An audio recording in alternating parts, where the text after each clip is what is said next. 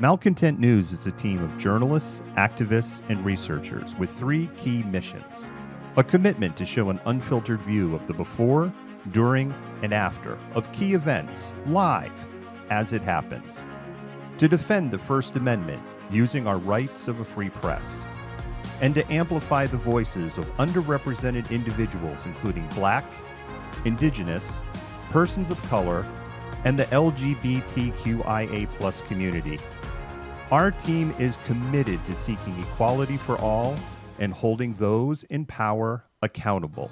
The easiest way to support Malcontent News is to bookmark our website at malcontentnews.com, like and follow us on Facebook, subscribe to us on YouTube, and follow us on Twitter, TikTok, Twitch, Instagram, and in the Google News app.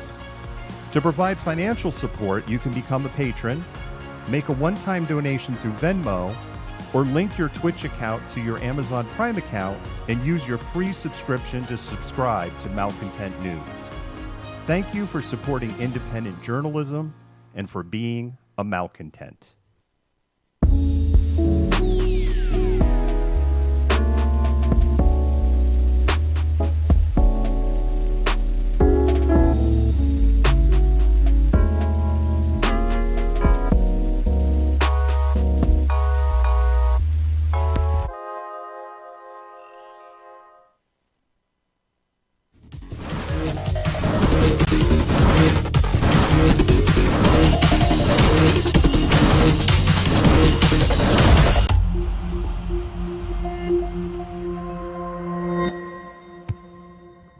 Hey there, Malcontents. This here is the Malcontent. Today is Tuesday, November 9th, 2021. This is a little bit of a special broadcast. It's going to be short. This is going to be a little bit of Q&A session for those of you here. I know we got kind of a small group because it's not quite breaking news. I have been hinting since October 20th. Like, I know things. There are things you should be watching for if you want to read between the lines, because these are going to be tells. These are going to be signals on the bigger picture. And I'm going to defend my ground preemptively before I get into what the story is. Back in early July, when the United States was like, yay, we beat COVID. We won. And then a couple of weeks later, you had this massive shift by Republican leaders and by like Fox News, like Sean Hannity on Fox News. And all of a sudden, they were, get vaxxed. You got to get vaxxed to their constituents. Y'all remember this? Like Fox News made this 180-degree pivot. Sean Hannity in particular, right? I'm vaxxed. You need to go get vaxxed. It's the right thing to do. You had people pushing President Trump, telling to people, or former President Trump, to get vaxxed. He kind of half-hearted, like, I'm vaxxed, right? They did the Fox thing. He's just like, I'm vaxxed. I got it. Confirming kind of what everybody already knew in the first place. And you had senior political leaders in the Republican Party telling people to get vaxxed. You had people like Kate Ivey down in Alabama, expressing her anger and frustration at people not getting vaxxed. Now, she back, because now the other side, she's on the other message. Governor of West Virginia, you can just go on and on and on. They, now we know what they knew. And I say that because I was telling our mod and admin team and Dr. and Mrs. Malcontent and a couple other people when this came out, it's like, they know something. They know something. They would not make a 180-degree pivot on this if they did not get a briefing, if they have not been told sternly and firmly that we opened too soon, because we knew about Delta. We knew about Delta when we reopened, right? We weren't vaccinated enough. That was my big concern. We just went back to normal too soon. And we know the rest of the story. And we're on the other side of that now. But now we have this growing situation in Europe. And Europe is now the hot spot in the world. And we have this perfect set of circumstances that are all coming together at the same time. We have massive COVID fatigue in the United States. We have the reopening of the U.S.-Canadian border just in time. Like British Columbia is having the worst outbreak they've ever had, or I shouldn't say ever had, but at least in 6 months. British Columbia is in the worst shape they've been in 6 months, and we're reopening the border with them. That doesn't just impact, say, Washington State. It impacts the United States. It impacts, and it's not British Columbia because it's Yukon Territory and a sliver of British Columbia. It impacts also Alaska. Because you now have movement across this border. And Alaska's still a dumpster fire, although getting better. You have Idaho, dumpster fire. Borders opened up between Montana, dumpster fire. North Dakota, dumpster fire. Minnesota, on the brink of becoming a dumpster fire. They're all opened up. New Mexico, on the border of Mexico, which has their land border opened up. New Mexico is a dumpster fire. You have Colorado with the major United hub airport.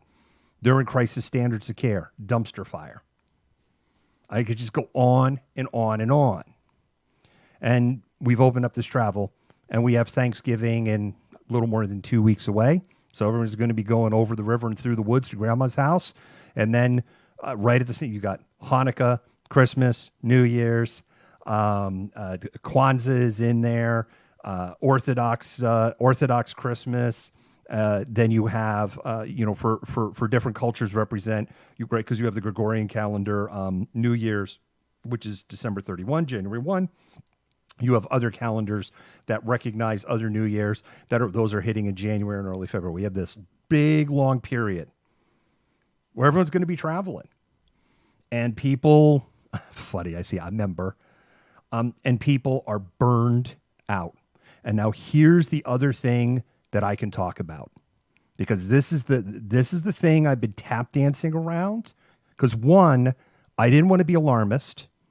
I really wanted to say this back on October 20, but I didn't have the receipts to back up what I believed. We got the receipts tonight. And so now I'm going to say it out loud because I've been hinting at this for almost a month. Today, Pfizer has formally requested to the FDA to open up booster shots for everybody 18 years old and older in the United States. Now, this was rumored all the way back on October 20 that the FDA and the CDC were talking actively about recommending booster shots for 40 or above, and that was going to be a fast follow to the approval of vaccinations for 5 to 11 years olds, assuming it got the approval. We have receipts on that, by the way. That's up on the website, malcontentnews.com. And now what we're seeing is, we're seeing the fast follow. We saw the formal request, but it's 18 and above. We're going to get into the why in a minute. Tonight in Colorado governor has said, if you're over 18, you need to get a booster. If you've been vaccinated more than 6 months ago. Forget what the FDA says. Forget what the CDC says. I, the governor of the state of Colorado, are telling you, if you were vaccinated more than 6 months ago and you were not in an eligible group to get a booster, you want a booster, go schedule it, get your booster. That's what he said tonight. In New Mexico, where cases are growing again, they're now in fifth worst in the country for new cases. Tonight, health officials in New Mexico are blaming waning vaccination and waning natural immunity numbers for people that got sick more than a year ago or people that got vaccinated very early on. This is why I firmly believe, and I'm going to use the words firmly now, because I used firmly back in March of 2020. I used firmly in October of 2020. I kind of tap danced around it in July of 2021. I'm not going to tap dance around this one. There's a sixth wave. It's going to come. There is growing evidence. When we look at where we're at, we're 2 months behind Europe. That's the cycle. That is the cycle. And Europe, it is raging, and it is raging in areas with low vaccination rates and in areas where populations were vaccinated very early in, and they have not done an active booster program. I know some people are probably watching right now. They could probably go to, they said that nobody said the shot would last forever. The only person that ever said that was Donald Trump and the people spitting out his talking points. No one in the medical community said these shots would last forever. No one. If we use polio as a proxy, the original Salk vaccine for polio was 50% effective at preventing polio cases. That's it, 50%. It was very effective at keeping people from getting serious polio cases, more than 90%, and it was 90% effective in keeping people out of the hospital. And it almost eliminated people dying from polio, which wasn't actually a big problem in the first place because only about 3,500 people in the worst year, which was 1952, died. It's actually about 3,200 in the United States died of polio. That's it. That's the number. We did not get a polio vaccine that was 90% effective on the first dose until there was the Sabin sugar cube. I say that with, quotes, but the oral vaccine. That vaccine was used through 2000, the Sabin vaccine. And part of the reason is that Salk's vaccine was intramuscular, and what they learned was that polio lives in the intestines. So the oral vaccine was much more effective as a preventative for getting polio. This isn't like the vaccine doesn't work. Well, let's look at the UK as a proxy. Cases are up. Yep. Hospitalizations, nowhere near where they were in the winter peak of last year. It's not even close. Fatalities, not even close. And the majority of people who are dying and the majority of the people that are in critical care remain unvaccinated. And we see the same thing in the United States. Now, state of Washington, we're still following the rules. We're going to get a question in to the Washington State Department of Health. We'll see what they're going to have to say. We're also going to get a question into King County Health. Now that the request has come, and now that we know that Colorado as the state has said, go get your booster. And we know that New Mexico has now said the quiet part out loud, that vaccine efficacy is waning, which was to be expected. And anybody who's like, no, it's supposed to last forever, was just high on Donald Trump Kool-Aid. He was literally the only person. And I remember when I heard it, and I'm like, this is in the coronavirus family. Coronaviruses are slippery by nature. They mutate. And we're going to have to continue to keep up with the vaccinations.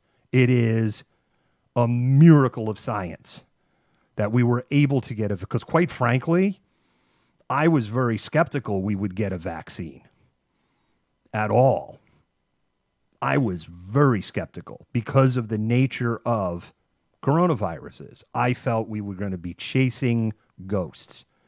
And the fact that we have vaccines that are highly effective at keeping people out of hospitals and keeping people dying and keeping cases down to asymptomatic, and the corollary, the analogy of fighting polio is a very good and fair analogy between the two. The time to development, the years of development before, but then this very quick burst of development, we got to get it out there, the initial level of effectiveness it was got, and then continuing to learn and to evolve. And reminder, modern polio vaccine, 4 doses. And if you go to certain countries, say you're U.S. military, you go to certain countries, you can go look it up on the usgov.mil. They have all of the protocol, the vaccine protocols. If you rotate to certain countries in the U.S. military, even if you are fully vaccinated for polio, and you will be fully vaccinated for polio as part of your MEPS and BMT process, you get a booster before you go. And if you're there for a certain period of time or longer, you need to get the booster when you come back within a year. Not like they won't let you back before you get, but within a year. Howdy there, Joseph. All right, so I can take questions. I mean, that's it. I've spoken my piece. This was real. I felt this was important to get out. I felt this was more important than to just push out with the COVID update, which has maybe got about 30 more minutes of work to do. So that's why I'm trying to keep this short. The bottom line is this. If you are eligible for a booster, go get your flipping booster. Do not wait to get the booster. If your BMI is over 25, if you have a mental health issue, if you can find a chink in the armor to go, yes, I'm in a high risk group, play your high risk group card and get your booster. Now, who's eligible? You have to have been vaccinated more than 6 months ago. So if you got fully vaccinated in July, you got nothing to worry about. You got nothing to worry about. You're fully vaxxed. The end. If you got fully vaxxed March or April, well, I've got my booster. I got it last week, so I'll be at the peak by the time Thanksgiving rolls around. Dr. and Mrs. Malcontent gets her booster this week. And by the way, I had zilch. When I got my booster, nothing. All I had, little sore, arm was sore about 2 days at the injection site. Shoulders, neck was a little sore. I had a little back pain for a few hours. I described it as kind of like tetanus, but not as bad, if that makes sense. That's what I had. Your mileage may vary. When I got my first one, man, I was laid out. Woo-hoo. That was awful. And I was like dreading getting the second one. Dora's boosted. Rock and roll. Carrie, exactly, and I've talked about that, right? The anthrax vaccine, emergency use authorized only, and kind of a controversial vaccine. It is not mandatory for all service members. It is mandatory for CENTCOM and 15 different theaters, and then a couple of other little small places. So it's not required everywhere. But CENTCOM is a lot of people. They have found in my memories, Pfizer announced they had the potential vaccine. The White House took credit for a claim as part of our 1 year ago today. That's awesome. That's right. Good reminder. Pfizer, which has been the Pfizer, which has kind of been on the head for the kid, that was not part of Operation Warp Speed. It's a very good point. Moderna was, J&J was, but Pfizer wasn't. And monoclonal antibodies, Regenkov was, God damn it, it's a tough one to say. Molnupiravir, I think I got it. Molnupiravir, also not part of Operation Warp Speed. They actually went to the Trump administration twice. One in 2019 before COVID was even a thing, going, hey, we think we have something for influenza and Ebola and some other viruses. No. Then they went back again in late February. They're like, this might actually work on the COVID thing. No, we're not interested. So that wasn't part of Warp Speed either. Our second dose? You mean your booster, Roger? Because you should have, it would be your third dose, right? Not your second. Joseph, this is the way to go. Get your boosters, get your boosters, get your boosters. Remember also, if you're J&J, you're 60 days. So if you've had your J&J more than 60 days ago, and the other thing is, this is where you kind of won, like J&J, we won the lottery, we lost the lottery, and we won the lottery again. If you got J&J, it's already a booster for anything, 18 and above. You're booster eligible across the United States if you have J&J, 18 above, and you can get any one you want. You can get any booster, by the way, you want from any of the other. You can do all the mix and match thing, and the data shows mix and match works. One other thing I forgot to mention when I was talking about eligibility. If you have had symptomatic COVID, you need to talk to your doctor because generally it is recommended not to get the booster or vaccinated for 90 days after you've had a symptomatic case. Another one to consider is if, say, let's say you're a vaccine, you had a breakthrough case and you got monoclonal antibodies.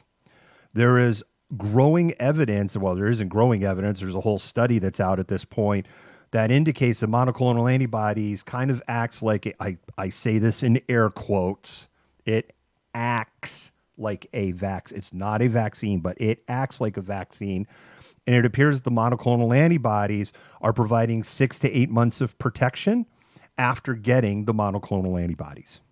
So that would be another one. If you got monoclonal antibodies, you had a breakthrough, you were vaccinated, or for that matter, you got monoclonal antibodies and you're just, I want the dead fetus juice. I don't want the dead fetus juice that they call a vaccine. And none of them have dead fetus juices, but that's the excuse that the anti-vax community uses sometimes. And if you're in that camp, then go talk to your health professional about the study that's out about monoclonal antibodies and get their opinion. And if they look at you like a deer in the headlights and go, what study are you talking about? Then find a health professional that's keeping up with the latest information and knows the study. Well, I have a kink. I have a kink end zone 11. Totally have a kink, right? I mean, like, you know, when I got my government barcode, when I got my number from the gov, yeah, it was kind of like I realized I had issues when I got that. Oh, you got your second of February. Yeah, you're totally due. Run. Go. Get it.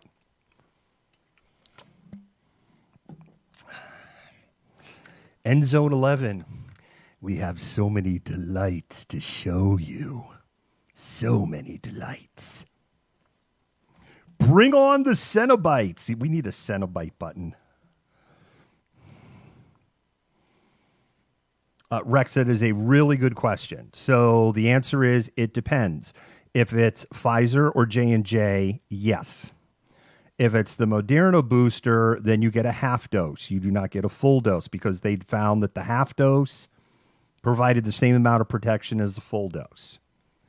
And if you go Moderna and you had Pfizer, or I could speak from my own experience, if you went J&J, you're getting Moderna as a booster, you get a half dose. Maybe that's why I was like, I'm all good, because I only got a half dose. But the data shows the half dose is as good as the full dose. They had it on both. Again, my view is talk to your health professional, talk to your doctor. My view, if you had J&J, my opinion, not a recommendation, because I'm not a doctor, but my opinion is get the Moderna because the data shows that is the best of the options when you mix and match with that. But again, there are exceptions to that. If you're a young man, if you're, or you're late teen or a young man, you've got worries about myocarditis, even though the chances of that are like 1 in 300,000 or 1 in 400,000. And that's among that age group, not everybody.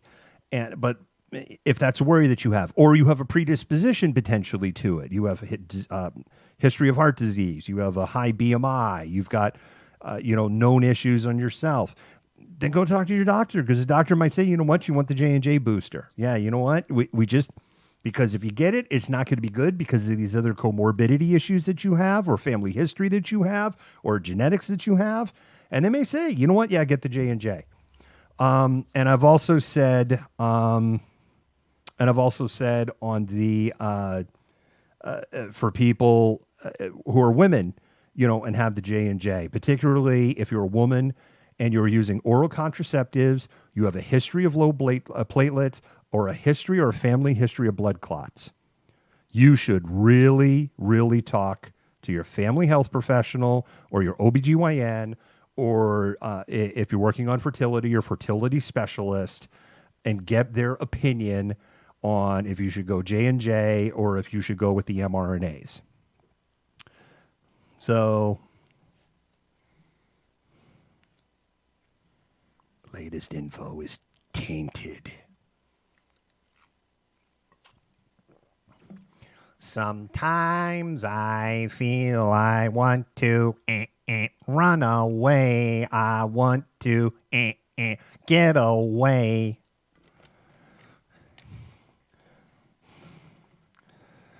Don't poke me, please. I cannot stand the way you get that disease. Tainted news. Oh, tainted news. I don't know. I got to do some work on that. I think I've spoken my piece. I'm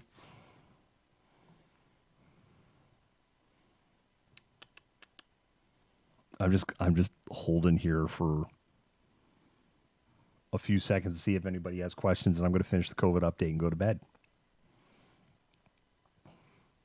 This is your time for questions. Yes, please get boosted. You need to get boosted.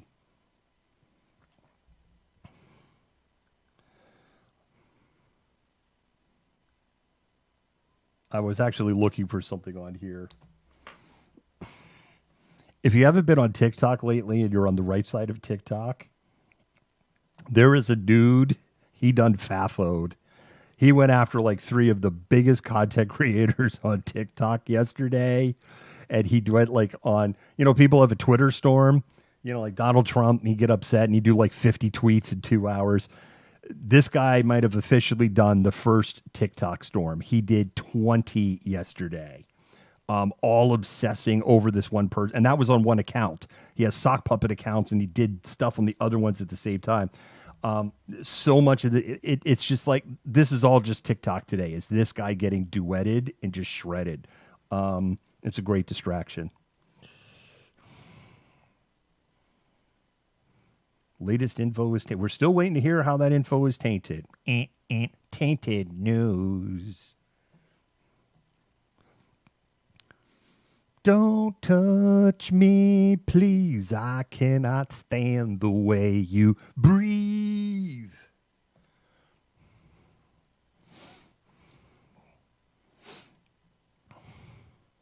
I respect you, though it hurts me so. So I'm putting on my mask. I'm gonna go. Tainted news. Yeah, see, look, Jason, he's making my point from yesterday on what a ball of suck Facebook is. I guess we're not going to get an answer here on the tainted news. Oh, tainted news. Nobody got any questions, and I'm signing off. So, quick summary. Pfizer is asked to do boosters for everybody 18 and above. That's number 1. Colorado has just told their state residents, go get a booster. Forget what the FDA and the CDC is telling you. It's waning. You got to go get your booster. And New Mexico has said the quiet part out loud. Vaccine is waning.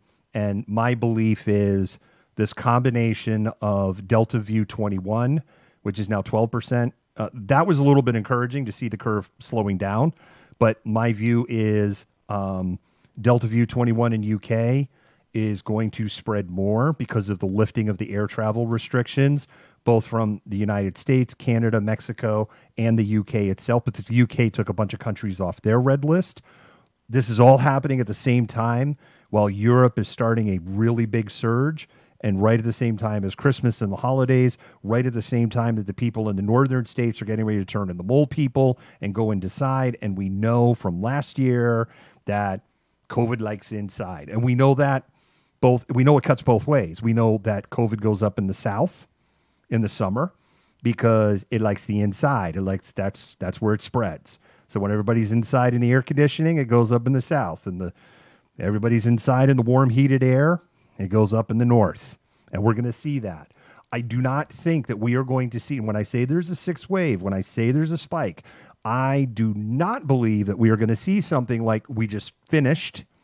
I don't even know if we're going to see something, say, as bad as it was a year ago, almost a year ago at this point, December, January. I think what we're going to see is hot spots. And I think you're going to see states, say, like Wyoming, state like Idaho. Idaho's in trouble. Idaho's in big trouble. Montana's in big trouble. Wyoming and Alaska, I think the remoteness of those states is going to play in their favor. I think Hawaii's in big trouble because of the tourism thing and the people getting on the plane. Let's go to Hawaii. I think Hawaii's in big trouble. I think Washington's a mixed bag. For the counties that are more than 70% vaccinated, I think, it's going to be in that it's going to be the unvaccinated people, immunocompromised, and people that drag their feet on getting boosters. And that's what I think is going to hit. And so the best defense, the best thing you can do right now, if you are booster eligible, get your booster. When you become booster eligible, get the booster. Don't wait. Do it. If you're not vaccinated, get vaccinated. And if you're not vaccinated, then you're going to have to accept that you are going to have a date with COVID at some point. And if we look at a state like Montana with low vaccination rates, you've got a 5.5% chance if you get COVID and you're unvaccinated of landing in the hospital. Oh, yeah, that's 1 in 20. 1 in 20 chance. And once you get to the hospital, that slice of the numbers starts going downhill. You don't want to end up in the hospital. That's the whole point. Again, if we look at a state with a low vaccination rate.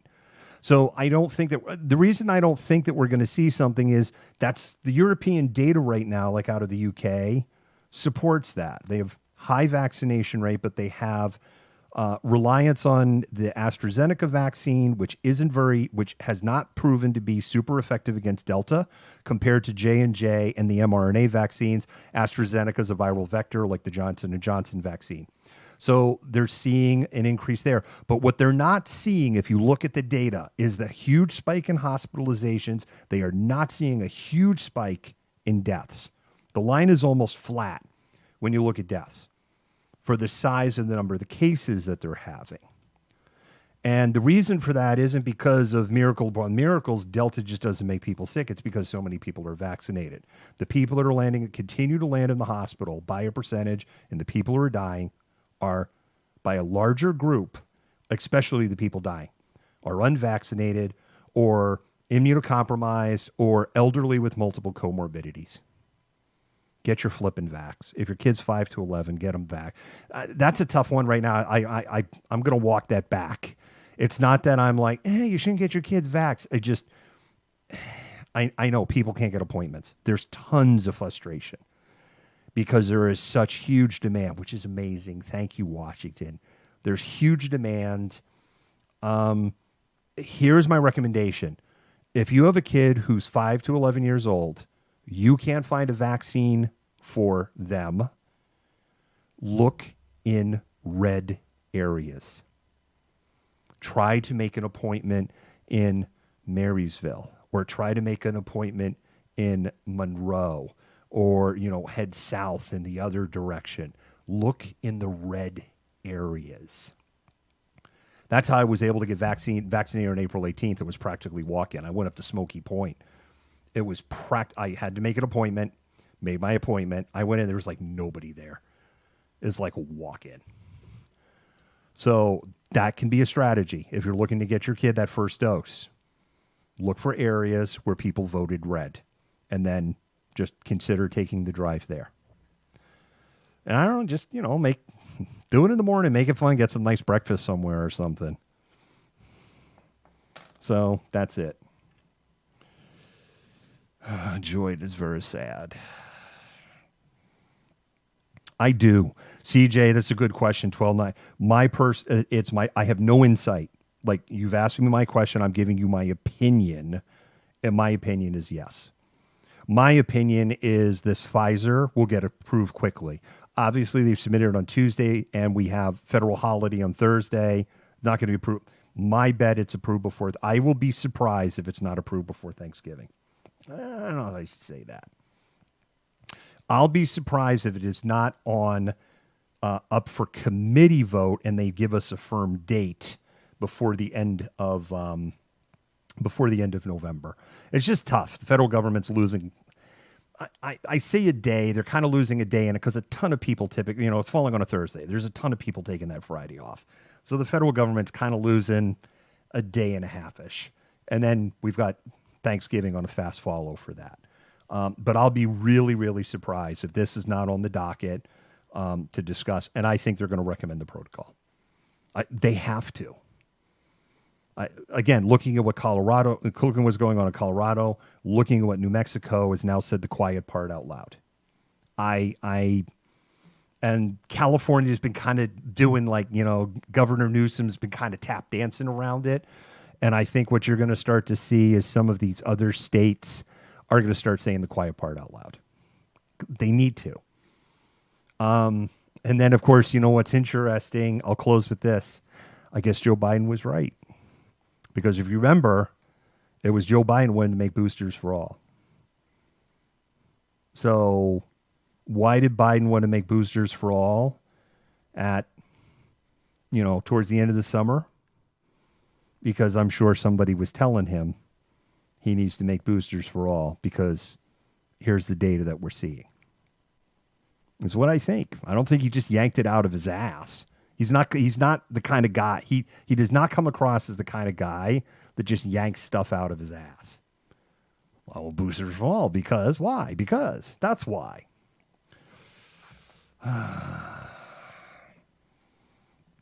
Anyway. Josie, I'm going to Hawaii for Christmas. Wear a mask. Also remember, if you're going to Oahu, right, Honolulu, they have the whole vaccine passport there. So keep that in mind. Just know there's huge divides in the population there in Hawaii. Really huge. You have people that are super anti-vax, and you have people that are just like, oh my God, you're going to get bad things. Dora has a question. Yes, Dora, go ahead with your question. Dora, what's your question? Dora has a question. What's the question? Dora, I'm scrolling for your question.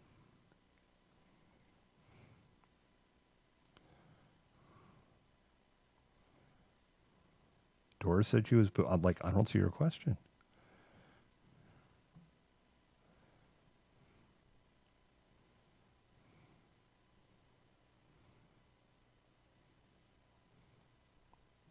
European country with the biggest surge, technically Russia. Russia's a European country. I get that they go all the way over to the Pacific Ocean and across the Asian continent, and that they're in 10 time zones. The vast majority of the Russian population lives on the European continent.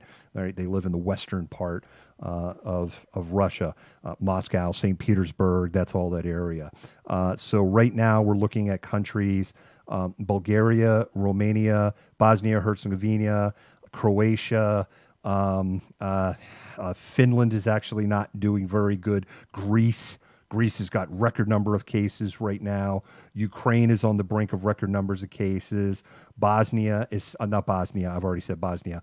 Belarus, irony, and Estonia and Russia. Russia's really, really bad. Norway's having some trouble. Now, here's something that's interesting. Portugal, which is one of the most vaccinated countries on the planet, and they were in such bad shape once upon a time that they had to get all of this aid from other countries because it was so bad there, and they had a slow ramp on their vaccination programs. They are now one of the most vaccinated countries on the planet, and they're in an endemic state, despite the fact that most of their neighbors are a dumpster fire right now. Spain is in a very good place. Italy is in a very good place. People in Italy are burned out on the protocols, but they get the why. They get because boy, did they get reality almost 2 years ago with a vengeance. Because they're probably, this is what I've been told. It's like, you can get the booster. I didn't say that. I didn't say it. But just what I've been told, they're not telling people no. That's what I'm being told. I've heard a lot of stories about people that don't meet any criteria, and they're getting boosters. So it's pinned. Hungary. Switzerland is really bad. It's growing in Austria. It's growing in Germany. Switzerland is really, really bad. I don't know about Hungary off the top of my head.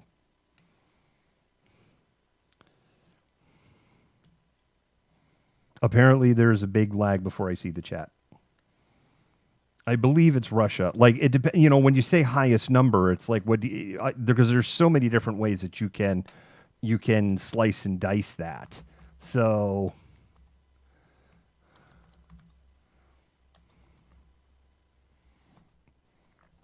when you say the highest number, you're talking about highest case rate, highest percentage of of positive, highest hospitalizations, highest percentage of mortality based on right there. There's a lot of things here when you say who has the highest case rates right now.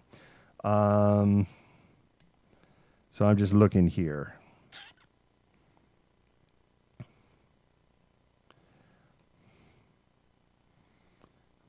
Like if we look here, the United Kingdom has a much higher 28-day case rate than Russia. They were at 1.1 million in the last 28 days.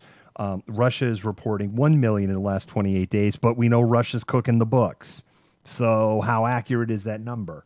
Then you have Turkey. Then you have Ukraine. This is just in raw numbers. This isn't percentage of population. That's why I say there's a lot of things you could slice this. Then Germany. Then Romania.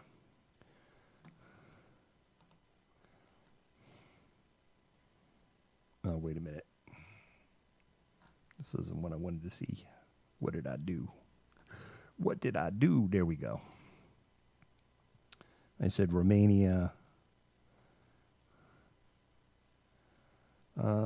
Then it's Poland, then the Netherlands, then Serbia, then France, and Belgium, then Austria, Czech Republic, Georgia, Greece, Bulgaria. But for instance, like Greece, they're way down on the list, right? But they have a much smaller population, so of course they have a total thing of less cases. So let's see here. We'll go to the data visualizations home.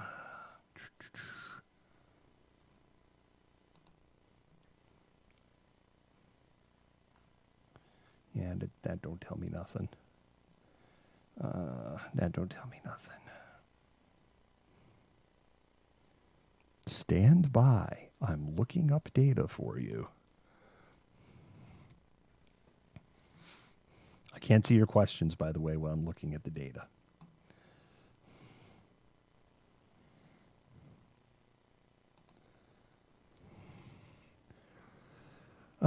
Yeah, like see, if I'm looking at UK weekly cases, they've been one of the things I've said in the UK, like Delta never left.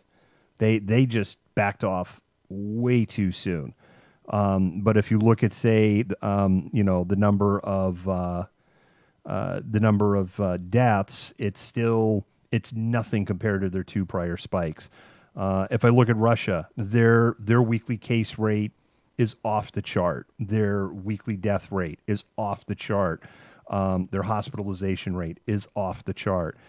If you look at Turkey, they have this weird thing, right? They don't have the big. They're almost like the UK.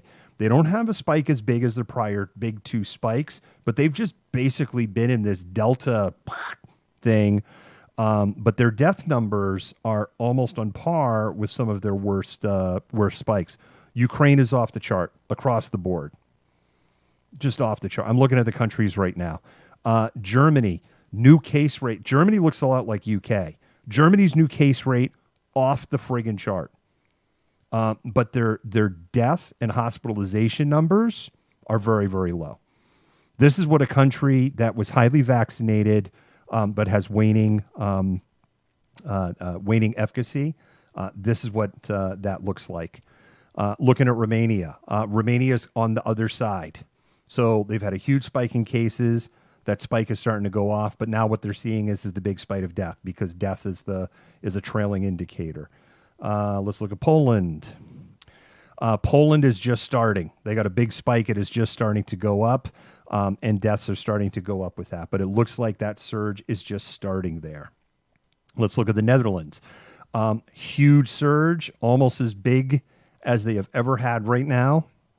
They're a highly vaccinated country. Deaths and hospitalizations, very, very low. Looking at Serbia. Serbia, huge surge. It is about equal to the biggest surge they've ever had. They're having record deaths. Country with lower vaccination rate. Look at France. France is just under control. They're chilling. Belgian cases are going up. They're nowhere near prior spikes. Death, hospitalizations, almost unchanged. Austria, most new cases they've ever had. Deaths just up a little bit. Hospitalizations up a little bit. Czech Republic, they're just having the spike begin. They are not at their top of their spikes. Hospitalizations a little bit. Deaths are going up. It's interesting. Basically, the people are going to the hospital. They're going to the hospital very sick. And then I'll look at. I'm just going to go down to. I've got one more country I'm going to do after Greece. Greece, worst they've ever had, like by almost 2x. Deaths are going up. Hospitalizations are going up. And then Bulgaria. Bulgaria is a very low vaccination rate. Same thing. They're just starting. Highest caseload they have ever had. Highest death numbers they have ever had. Highest hospitalization numbers they've ever had. And here's the last one, which is Slovakia. I mentioned them. Same thing. They're just off the chart. They're just starting. Big spike. The deaths, hospitalization numbers are starting to go up with those spikes. If we look at, I'm weeding out like all the little islands where 12,000 people live, and they've been like highly isolated. And I'm also going to weed out the countries that I'm just like, we know they're cooking the books, you know. So, because I want to be fair, right? It would be real easy. It was like, well, look at South Sudan. They've only got 3 cases. It's like, yeah, good luck finding getting a test in South Sudan. So, why is their case was this bad? Why did the State Department put them on the list? They're like, that's just weird. That's something to retail another time. Yeah, Nicaragua cooks their books. Rwanda cooks their books. Somalia. China cooks their books. Like, here we go.